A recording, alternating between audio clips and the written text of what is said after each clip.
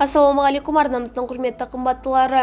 Қазақстандағы және әлемдегі болып жатқан ең соңғы жаңалықтарды алғашқылардың қатарында білгіңіз келсе, бейне астындағы лайк және подписаться таңбаларын басып, біздің арнамызға жазылуды ұмытпаңыз. Егер сіз жазылған болсаңыз, онда біз бастадық.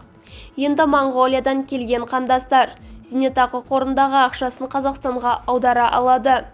Сенат депутаттары Қазақстан мен Моңғолия үкіметтері арасындағы зейнетақы саласындағы ынтымақтастық туралы келісімді ратификациялау жөніндегі заңды қарап қабылдады, деп хабарлайды Ақшамнеуз тілшісі.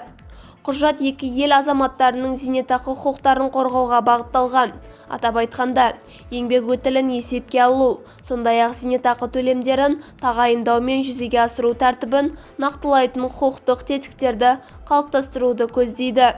Бұған дейін келісімнің маңызды жаңалығы ретінде Моңғолиядан келген қандастардың зейнетақы қорындағы жинағын Қазақстанға аудару мүмкіндігі қарастырылғаны айтылған.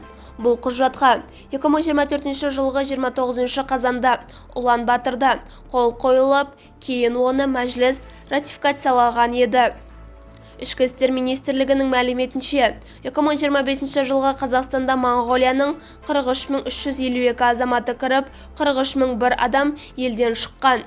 Ал 2024 жылы 44240 азамат кіріп, 40916 адам шыққан. Қазір Қазақстанда Моңғолияның 6755 азаматы тұрақты тұрады.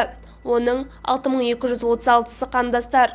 2025 жылы 979 адам тұрақты тұруға рұқсат алған. Сондай-ақ, қара азаматтығын Моңғолияның 752 азаматы алған. Олардың 744-і қандастар. Бізді бақылауды жалғастырыңыз.